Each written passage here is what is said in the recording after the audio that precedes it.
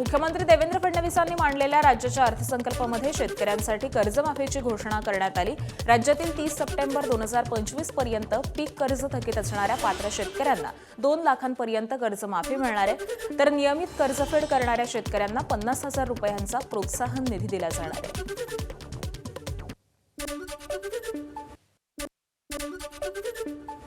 राज्यातील 30 सप्टेंबर 2025 रोजी पीक कर्ज थकीत असणाऱ्या पात्र शेतकऱ्यांना 2 लाख रुपयापर्यंत कर्जमाफी देणारी पुण्यश्लोक अहिल्यादेवी होळकर शेतकरी कर्जमाफी योजना मी आज जाहीर करत आहे। हे शेतकरी कर्ज घेऊन नियमित परतफेड करतात अशा शेतकऱ्यांना प्रोत्साहन देण्याच्या हेतूने नियमित कर्ज परतफेड केलेली असल्यास अशा पात्र शेतकऱ्यांना 50,000 रुपयापर्यंत प्रोत्साहनपर लाभ देण्यात येईल।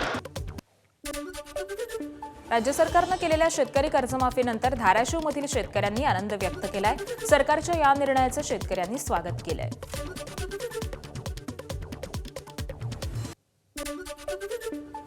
जे चालू बाकीदार आहेत त्यांना 50,000 पर्यंत प्रोत्साहन भत्ता कर्जमाफी व्हायला पाहिजे होती, थकीत राहायला पाहिजे होती, त्याचं भरणा त्यांनी वसूल केला पाहिजे होता। का बरं? असं आम्ही कर्ज भरून वर्षाला नवजून करतो, आम्ही शेतातलं उत्पन्न पैसे भरतो, ह्याच्यावर आमच्यावर अन्याय झाला त्यांचा।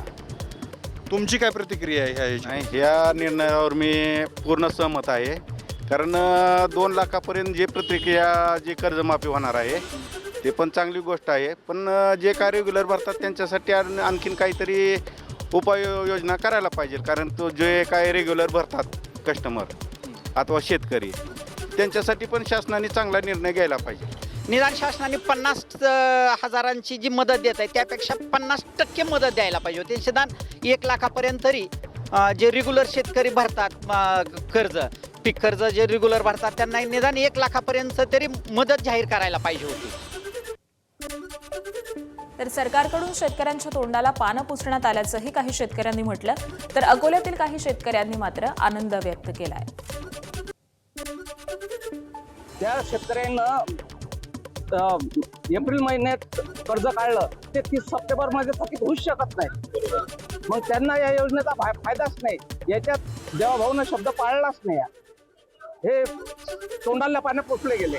बऱ्याच दिवसाच्या प्रतीक्षेमध्ये शेतकरी होतेच की आम्हाला कर्जमाफी झाली पाहिजे, तर आज आम्हाला उत्तम बातमी मिळाली। अहिल्याबाई होळकर योजनेअंतर्गत ही कर्जमाफी शेतकऱ्यांना पाहिजे होती ती खरंच चांगली मिळाली। आमचे जरासे असे आशा लावून होतो आम्ही समजा की सरसकट कर्जमाफी व्हावी, आणि आता याच्याबद्दल काय निकष येतील सरकारचे हे आम्ही आता पाहण्याची असं म्हणजे वाट पाहून राहिलो आतुरतेनं।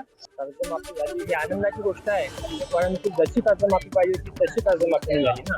त्यामध्ये जसं शेतकऱ्याला जी सुविधा पाहिजे ती सुविधा मिळाली नाही ना। फक्त सरकार म्हणते कर्जमाफी झाली, पण ते सरसकट कर्जमाफी पाहिजे होती। मुख्यमंत्री देवेंद्र फडणवीसांनी अर्थसंकल्प सादर करताना शेतकऱ्यांसाठी कर्जमाफीची घोषणा केली आहे। शेतकऱ्यांना दिलेला शब्द पाळल्यामुळे भाजपचे खासदार अनिल बोंडे यांनी मुख्यमंत्री फडणवीसांचे आभार मानलेत।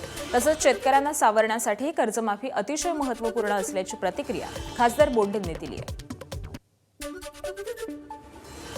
2025च्या सप्टेंबर महिन्यापर्यंत ज्या शेतकऱ्यांचं कर्ज थकीत असेल त्या शेतकऱ्यांना 2 लाखापर्यंतच्या कर्जाची माफी देण्याचं देवेंद्रजी फडणवीस महाराष्ट्राच्या मुख्यमंत्र्यांनी घोषित केलं, आणि त्या शेतकऱ्यांना सावरण्यासाठी दिलासा देण्यासाठी ही कर्जमाफीची घोषणा अतिशय महत्त्वपूर्ण आहे। म्हणून मी मुख्यमंत्री देवेंद्रजी फडणवीस यांचं मनपूर्वक अभिनंदन करतो की त्यांनी शेतकऱ्यांना दिलेला शब्द पाळला। राज्याच्या अर्थसंकल्पात मुख्यमंत्री देवेंद्र फडणवीसांनी 2 लाखांपर्यंत शेतकऱ्यांसाठी कर्जमाफीची घोषणा केली। मात्र ही घोषणा फसवी असल्याची प्रतिक्रिया स्वाभिमानी शेतकरी संघटनेचे प्रदेशाध्यक्ष संदीप जगताप यांनी दिली। सातबारा कोरा करू घोषणा सरकारनं केल्या, मात्र प्रत्यक्षात अटी शर्ती घालून केवळ 2 लाख रुपयांची कर्जमाफी देण्यात आली। यामुळे शेतकऱ्यांचं भ्रमनिरास झाल्याचंही जगताप यांनी म्हटलंय। आज राज्य सरकारनं अर्थसंकल्पामध्ये शेतकऱ्यांची जी कर्जमाफीची योजना जाहीर केली ती पूर्णपणे शेतकऱ्यांच्या तोंडाला पानं पुसणारी योजना आहे। कारण विधानसभेच्या निवडणुकीच्या आधी भाजपाने संपूर्ण शेतकऱ्यांचा सातबारा कोरा करू असं आश्वासन दिलं होतं. आज मात्र जी कर्जमाफी योजना जाहीर केली त्या योजनेमध्ये 2 लाखाची अट घालण्यात आलेली. शिवाय सप्टेंबर 2025 पर्यंत जे शेतकरी थकबाकीत आहे त्याच शेतकऱ्यांना या योजनेचा लाभ मिळणार आहे. 2 लाखाची अट, सप्टेंबर 2025ची अट, याच्यामुळे शेतकऱ्यांचा सातबारा कोरा होणार नाही. ही योजना फसवी आहे. सर्व शेतकऱ्यांचा विचार ह्या योजनेमध्ये झालेला नाही. त्यामुळे निश्चितपणे या योजनेवरती आम्ही नाराज आहोत. शेतकऱ्यांच्या हातात काही पडणार नाही हे स्पष्टपणे दिसत आहे. बजेटमध्ये राज्य सरकारनं शेतकऱ्यांसाठी 2 लाख रुपयांची कर्जमाफी जाहीर केली. शरद जोशी प्रणित शेतकरी संघटनेचे माजी अध्यक्ष गुणवंत पाटील यांनी या निर्णयाचं स्वागत केलंय. मात्र कर्जमाफी परमनंट उपाय नाही. शेतकऱ्यांची आर्थिक परिस्थितीही स्थिर व्हावी यासाठी शेतमालाचे भाव वाढले पाहिजेत आणि इतर सुविधा मिळाल्या पाहिजेत असं त्यांनी आपलं मत मांडलंय. राज्याच्या कृषी उत्पन्नामध्ये पशुपालनाचा वाटा हा 25% आहे. याची व्याप्ती वाढवण्यासाठी मुख्यमंत्री देवेंद्र फडणवीसांनी मुख्यमंत्री ग्रामीण पशुधन उद्योजक योजनेची घोषणा केली. मत्स्य आणि पशुजन्य उत्पादनामध्ये वाढ होण्यासाठी प्रशासनाचा हा निर्णय आहे. राज्याच्या कृषी उत्पन्नात पशुपालनाचा वाटा 25% आहे. ही व्याप्ती वाढवण्यासाठी आम्ही मुख्यमंत्री ग्रामीण पशुधन उद्योजक योजना सुरू करत आहोत. पशुसंवर्धन आणि मत्स्य व्यवसायाला आता कृषी समकक्ष दर्जा देण्यात आला आहे. त्यामुळे या क्षेत्रालाही शेतीप्रमाणे सर्व पायाभूत सुविधा आणि सवलती मिळतील, ज्यामुळे मत्स्य आणि पशुजन्य उत्पादनात मोठी वाढ होईल. गोपीनाथ मुंडे शेतकरी अपघात सुरक्षा सानुग्रह अनुदान योजनेमध्ये शेतमजुरांचा समावेश करण्यात येईल. मुख्यमंत्री देवेंद्र फडणवीस यांची घोषणा. तर येत्या 2 वर्षांमध्ये महाराष्ट्र नैसर्गिक शेती अभियान या योजनेचेही घोषणा करण्यात येईल. फडणवीसांची माहिती.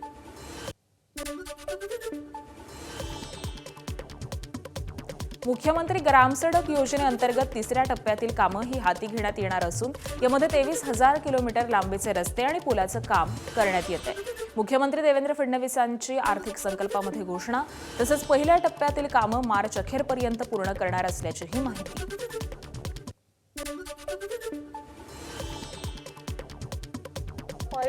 अंतर्गत 97% कामे 30,000 किलोमीटरपेक्षा जास्त पूर्ण झाली असून उर्वरित कामे मार्च 2026 पर्यंत पूर्ण करण्याचे नियोजन आहे.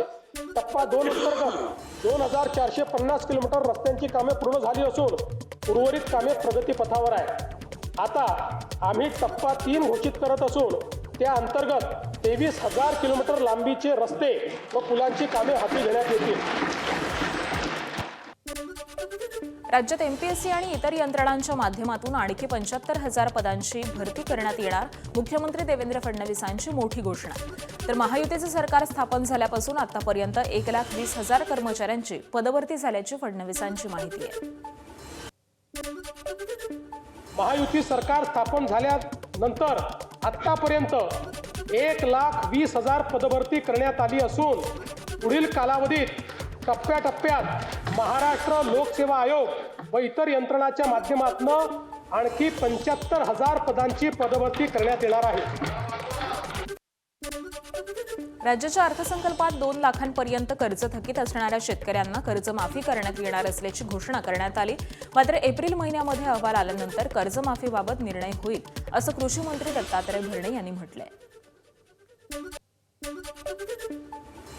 किती शेतकऱ्यांना फायदा होणार आहे आणि कशा पद्धतीने हे आकडे गोळा करण्याचं काम चालू आहे. बऱ्यापैकी काम संपत आलेलं आहे. पण निश्चित प्रकारे या राज्यामध्ये खूप चांगल्या शेतकऱ्यांना, खूप मोठ्या संख्येनं शेतकऱ्याला याचा फायदा होताना आपल्या सगळ्यांना दिसेल. पण खूप चांगला निर्णय या राज्याचे मुख्यमंत्री देवेंद्रभाऊ फडणवीस, एकनाथजी शिंदेसाहेब आणि सुनेत्रावहिनी पवार यांनी घेतला. निश्चित दादा असते तर दादांनासुद्धा आज खूप मोठा आनंद अजितदादा पवारसाहेबांना आज झाला असता. त्यांची पण आज आठवण आज आम्हा सर्वांना निश्चित प्रकारे येते आणि खूप चांगला निर्णय घेतला. दिवसांपूर्वी सुतोवाच तुम्ही या संदर्भामध्ये केले होते की कुठेतरी कर्जमाफीचा विषय हा मार्गी लागणार आहे. समितीचा अहवाल आलेला आहे. नेमकं काय काय त्यामध्ये नमूद करण्यात आलं? अहवाल साधारणतः पूर्ण अहवाल यायला आपल्याला साधारणतः एप्रिल महिन्याचा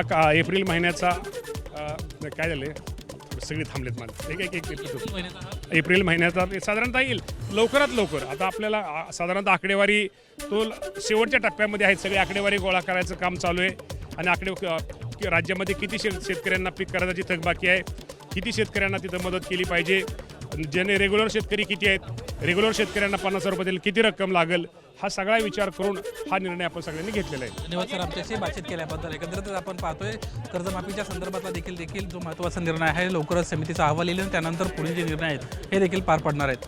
कॅमेरामन प्रशांत मानेसह निलेश बुधावले, ABP माझा, मुंबई. राज्यातील ग्रामीण भागांमध्ये मागासवर्गीय समाजाच्या व्यक्तीवरती सार्वजनिक स्मशानभूमीमध्ये अंत्यसंस्कार करण्यास विरोध होत असल्याचा आरोप आमदार अमित गोरखे यांनी केलाय. या संदर्भामध्ये अमित गोरखेंनी सभागृहामध्ये मुद्दा उपस्थित केला. राज्यातील ग्रामीण भागामध्ये मृत व्यक्तीला मरणोत्तर सन्मानानं निरोप मिळवण्यासाठी संघर्षाचा सामना करावा लागत असल्याची बाब त्यांनी मांडलेली आहे. राज्यातील विविध जिल्ह्यांमध्ये घडलेल्या घटना त्यांनी सभागृहाच्या लक्षात आणून दिल्या. या संदर्भामध्ये तातडीनं कारवाई करण्याची मागणी अमित गोरखे यांनी केली आहे. एक गाव एक स्मशानभूमी ही योजना केवळ कागदावरती न राहता तिथं सक्तीनं अंमलबजावणी करण्याची मागणीही त्यांनी केली आहे.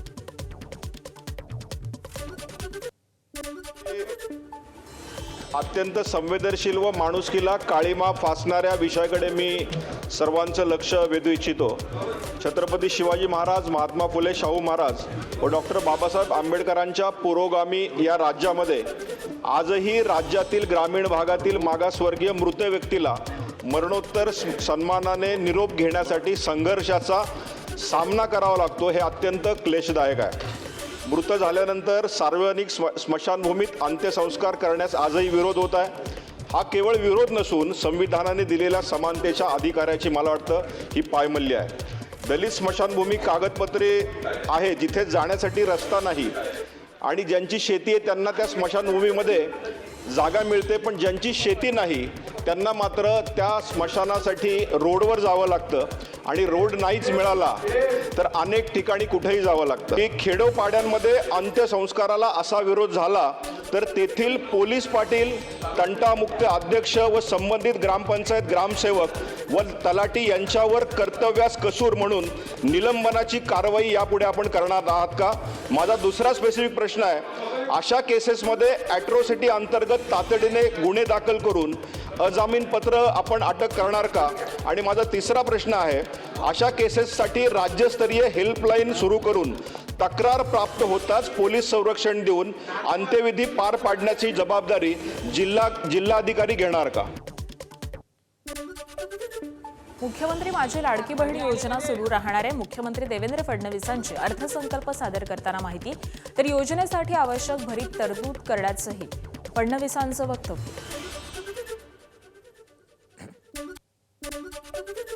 मुख्यमंत्री माझी लाडकी बहीण ही योजना अशीच सुरू राहणार आहे व या योजनेकरता आवश्यक ती भरीव तरतूद करण्यात आलेली आहे. मुंबई विमानतळ ते नवी मुंबई विमानतळ मेट्रोनं जोडणार. मुख्यमंत्री देवेंद्र फडणवीसांची मोठी घोषणा. 22,862 कोटींच्या या 8व्या मेट्रो मार्गिकेच्या प्रकल्पालाही मंजुरी.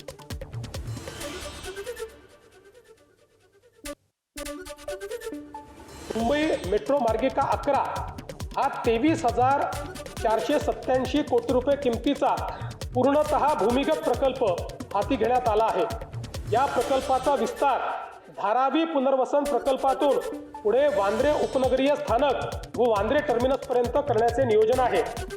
मुंबई विमानतळ आणि नवी मुंबई विमानतळ यांना जोडणारा मुंबई मेट्रो मार्ग 8 हा 22,862 कोटी रुपये किमतीचा प्रकल्प हाती घेण्यात येणार आहे. तळोजा ते खांदेश्वर नवी मुंबई मेट्रो मार्ग 2 या 5,575 कोटी रुपये किमतीच्या प्रकल्पामुळे नवी मुंबई विमानतळापर्यंत वाहतूक व्यवस्थेत लक्षणीय सुधारणा होईल.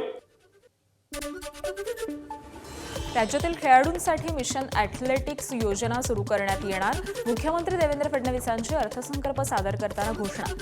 12 खेळांसाठी राज्यभरामध्ये 8 सेंटर उभारण्यात आलेले असून लवकरच अजून 4 सेंटर उभारण्यात येणार आहेत. फडणवीसांची माहिती. सन 2036 मध्ये होणाऱ्या ऑलिम्पिक स्पर्धांचे आयोजन करण्यासाठी भारत प्रयत्नशील आहे. राज्यातून जास्तीत जास्त खेळाडूंनी ऑलिम्पिकमध्ये सहभाग नोंदवावा याकरिता मिशन लक्ष्यवेध योजनेअंतर्गत athletics, badminton, boxing, weightlifting, hockey, कुस्ती, archery, shooting, rowing, sailing, lawn tennis व टेबल टेनिस या 12 खेळांचे राज्यस्तरावर 8 हाय परफॉर्मन्स सेंटर सुरू करण्यात आले आहेत. आणखी 4 अशाच प्रकारचे केंद्र सुरू करण्यात येतील. दिवंगत नेते अजित पवारांना श्रद्धांजली म्हणून त्यांचं भव्य स्मारक उभारण्यात येईल. तसंच त्यांच्या नावे गतिमान नागरी सुविधा पुरस्कार देण्यात येईल. मुख्यमंत्री देवेंद्र फडणवीसांचे अर्थसंकल्प सादर करताना मोठी घोषणा.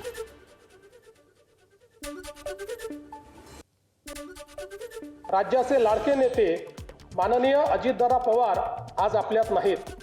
त्यांच्या जाण्याने राज्याच्या सार्वजनिक जीवनात आणि प्रशासनात कधीही भरून न निघणारी मोठी पोकळी निर्माण झाली आहे.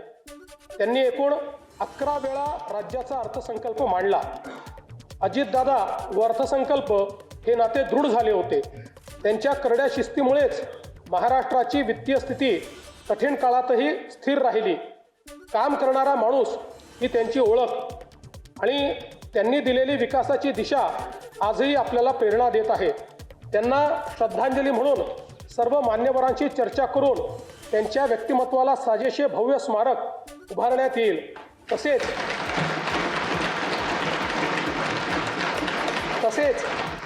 त्यांच्या नावे गतिमान नागरी सेवा पुरस्कार देण्यात येईल असे मी जाहीर करतो. दिवंगत अजितदादांच्या स्मृतींना आजचा हा अर्थसंकल्प मी समर्पित करतो. एबीपी माझा, उघडा डोळे बघा नीट.